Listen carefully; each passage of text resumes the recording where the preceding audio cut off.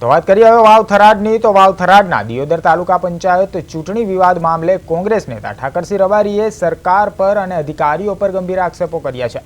તેમણે જણાવ્યું છે કે પ્રસૂતિની પીડામાં રહેલા મહિલાઓને સાથે હવે અન્યાય થઈ રહ્યા હોવાની તેઓએ વાત કરી છે અને બબ્બે વખત ચૂંટણી રદ કરીને લોકશાહીની હત્યા કરી દેવામાં આવી હોય તેવું તેમણે જણાવ્યું છે। તો એસડીએમએ અધિકારીઓને લોકશાહીની ચીરહરણ કર્યું હોવાની પણ તેમણે આરોપ લગાવ્યો છે। કોંગ્રેસ કાર્યકરો પર ખોટી કલમો લગાડાઈ હોવાનો દાવો કરતા ઠાકરસિંહ રબારીએ જણાવ્યું છે કે તેમના 12 સભ્યો મક્કમ છે અને તાલુકા પંચાયત કોંગ્રેસની જ બનશે। તો મુખ્યમંત્રી ભૂપેન્દ્ર પટેલને તાત્કાલિક ચૂંટણી કરાવવાની માંગ પણ કરવામાં આવી છે।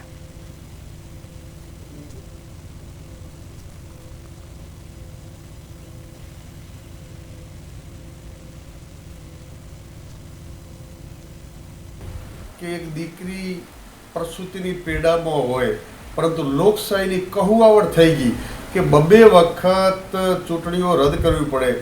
એસડીએમ અધિકારી એ પોતે લોકશાહીનું ચીરહરણ કરીને આ એક બેન દીકરીની જે પીડા પ્રસૂતિની પીડા એક માં જ સહન કરી શકે, એ પીડાથી વધારે કોઈ પીડા ના હોઈ શકે અને સમગ્ર ગુજરાતની જનતાનું માથું શરમથી ઝૂકી જાય એવું કૃત્ય કર્યું છે।